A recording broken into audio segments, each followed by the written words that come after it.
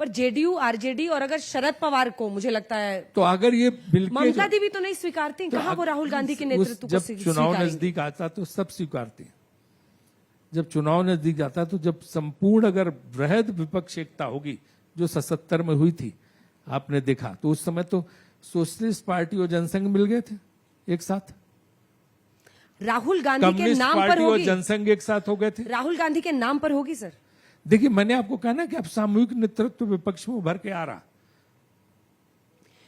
देखिए बीजेपी, आप कह रहे हैं कि खड़गे जी को उन्होंने राहुल बता गांधी दिया, ने सारा पद छोड़ दिया, लेकिन इससे क्या परिवारवाद का दाग धुल जाएगा? ए बी, क्या आपको लगता है कि, क्योंकि बीजेपी यही कह रही है कि बलि का बकरा बनाया जा रहा है खड़गे साहब को हिमाचल और गुजरात के नतीजों के लिए?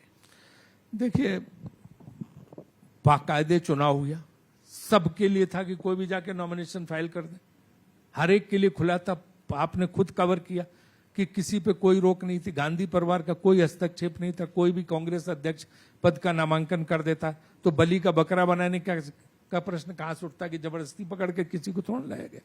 वो जो है, जो भी चुनाव लड़ना चाहता तो वो चुनाव लड़ा, बाकायदे वोटिंग हुई पूरे देश भर में और उससे एक नतीजा निकला। और परिवारवाद का कोई हमें ये नहीं धोना है, परिवारवाद, हमें तो इस परिवार पे गर्व है। ये तो आजादी की लड़ाई से उभरा हुआ परिवार है, ये ऊपर से थोड़ा टपका परिवार है। तो और ये लगातार संघ, इसमें तो बलिदान है इंदिरा गांधी, राजीव गांधी सबके, तो इसलिए इस परिवार पे तो हमें गर्व है। तो वहां परिवारवाद पे हमें कोई ये नहीं है, ये उसकी वजह से नहीं है। लेकिन उन्होंने कहा हम कोई पद स्वीकार नहीं करेंगे और कोई भी लड़ना चाहे लड़े। तो जिन जिन लोगों ने फॉर्म भरा वो लड़े, चुनाव हुआ, वोटिंग हुई और एक अध्यक्ष बना, उस अध्यक्ष को उन्होंने स्वीकार किया। स्वयं उसके घर उसको बधाई देने की, सोनिया जी और प्रियंका जी। चलिए, एक हिमाचल में हम बैठे हैं, हिमाचल गुजरात की बात कर रहे हैं, लेकिन साइड इफेक्ट आपके अध्यक्ष चुनाव का किस पर हुआ सबसे ज्यादा? सचिन पायलट पर। क्यों, क्या हुआ? आप बताइए अंदर की बात। क्या फिर वो सीएम इन वेटिंग ही रह जाएंगे? गहलोत साहब ने तो जैसे प्रण कर लिया था कि मैं सीएम पद नहीं छोड़ूंगा, सचिन पायलट को मुख्यमंत्री बनने नहीं दूंगा। क्या ये सच नहीं है? उनको बुलाया गया, उनको अध्यक्ष पद के लिए दावेदारी करनी थी, लेकिन यहां से वो चले गए राहुल गांधी से मिलने, किसी भी हालत में तैयार नहीं हुए अध्यक्ष पद के लिए। नहीं, अशोक जी चाहते थे कि राहुल जी बने अध्यक्ष, उसके लिए वो निवेदन उनसे करने के गए थे और इसके बाद जो है उन्होंने फिर अध्यक्ष न बनने का फैसला किया। अभी पार्टी हाईकमान पे है कि वो राजस्थान के बारे में क्या निर्णय लेती, तो पार्टी हाईकमान पे छोड़ा हुआ है। अब हाईकमान खड़गे जी हैं, तय करेंगे।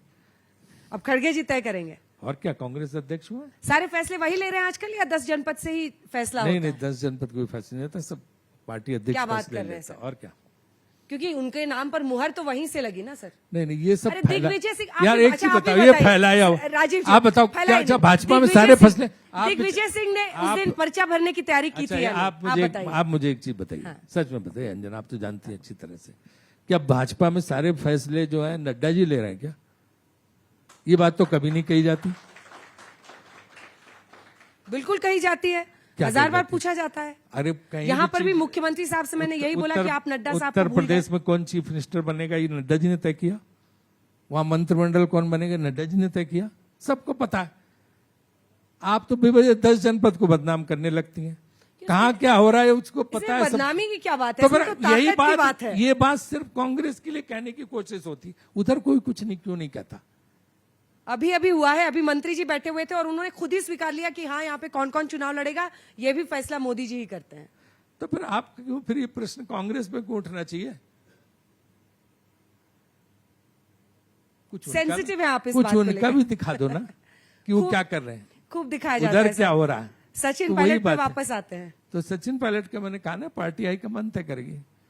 हमारे राष्ट्रीय अध्यक्ष खड़गे साहब को तय करना है कि खड़गे साहब कहने, इतने सीनियर वरिष्ठ नेता, क्या अनुभव है, 9 बार चुनाव जीते, लोकसभा में विपक्ष नेता, राज्यसभा में विपक्ष नेता, क्या अनुभव है, गरीब मजदूर के बेटे हैं, समाज के सबसे निचले तबके से आते हैं।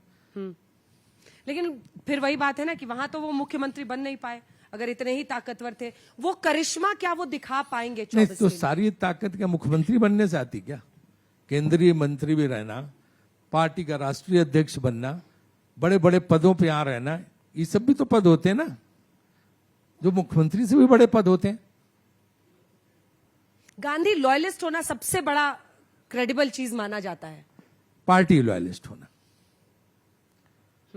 तमाम लोग ऐसे हैं जिन्होंने, आपने देखा होगा कि G23 के थे, उन्होंने चिट्ठियां लिखी, किसी को सोनिया जी ने निकाल दिया क्या? स्वयं भले कोई छोड़ के चला गया, उन्होंने तो सब वर्किंग कमेटी सब में रखा। अच्छा, थरूर साहब पार्टी लॉयलिस्ट है या नहीं है? थरूर, शशि थरूर बिल्कुल लॉयलिस्ट है, पार्टी लॉयलिस्ट। उन्होंने लोकतांत्रिक प्रक्रिया में हिस्सा लिया, उन्हें वोट भी मिले, लोगों ने दिया, तो बिल्कुल पार्टी लॉयलिस्ट है। क्यों नहीं? सीसी में उनको शामिल नहीं किया गया?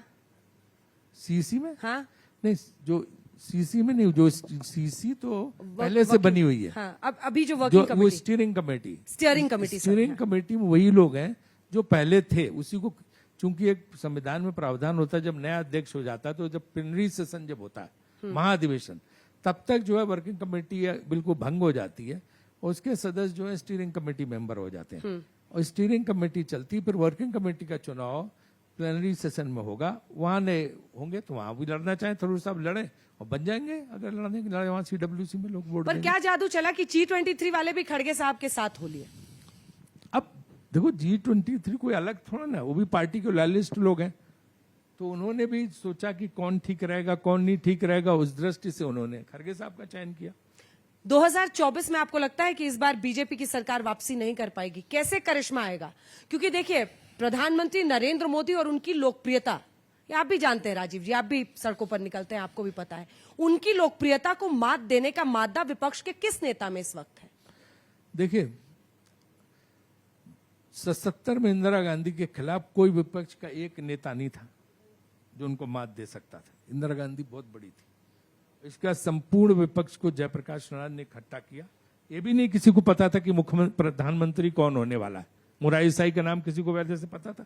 चुनाव से पहले जनता ने वोट दिया और उनमें से एक प्रधानमंत्री बन के जो है सत्ता में आ गया, सरकार बन गई।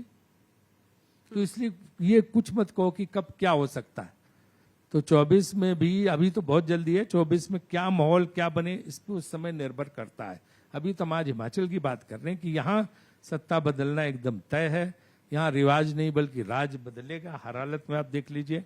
और जब सत्ता परिवर्तन होगा तो आप फिर आप यहाँ पे आमंत्रित हैं, एक और नई पंचायत लगाइएगा। आप यहाँ बैठे हैं सर, तो एक दो सवाल क्रिकेट पर भी जल्दी जल्दी कर लेते हैं आपसे। सौरभ गांगुली को हटाया गया तो उधर से ममता बनर्जी ने कहा कि ये तो देखिए, उन्होंने, टीएमसी ने इसको मुद्दा बना दिया। क्या आपको भी ऐसा लगता है? मुझे लगता है कि ये हमारे यहाँ BCCI में और क्रिकेट में हम लोग जो है पार्टी पॉलिटिक्स नहीं लाते, उसमें सब मिलजुल के करते हैं। तो उसमें पॉलिटिकल इशू बनाना मुझे नहीं लगता कि वो उचित है। वो हम लोग आपस में बैठ के तय करते हैं, जितने भी राज्य संघों के प्रतिनिधि होते हैं, और उसमें तमाम पार्टी से भी जुड़े होते हैं, तमाम दूसरे समाज के वर्ग उससे आते हैं, कोई ब्यूरोक्रेट, कोई कुछ, कोई इस तरह से, तो वो सब तय करते हैं। वहाँ राजनीतिक ढंग से कोई फैसला होने की बात नहीं है। इसलिए जो है, जब सौरभ गांगुली जी बने थे तो इन्हीं सब लोगों ने बनाया था, तो आगे भी तो उम्र उनकी कमी है, 70 साल तक का है, तो निश्चित रूप से वो आगे के लिए भी है। तो ऐसा कुछ नहीं कि उनको किसी राजनीतिक दुर्भावना से हटा दिया है, कुछ कर दिया गया। ममता जी यही कहती हैं कि बीजेपी ज्वाइन करने का दबाव था, नहीं ज्वाइन किया तो उनको अध्यक्ष पद से हटा दिया। देखो, मैं यही कह रहा हूँ कि इसको राजनीतिक विवाद में नहीं घसीटना चाहिए इस विषय को, और स्वयं सौरभ ने भी नहीं घसीटा। सौरभ भी एकदम चुप रहे, उन्होंने कोई मीडिया में टिप्पणी दी न कुछ, और अच्छी तरह से जो लास्ट मीटिंग थी मुंबई में उसकी अध्यक्षता करके उन्होंने, और नए अध्यक्ष को कार्यभार सौंपा।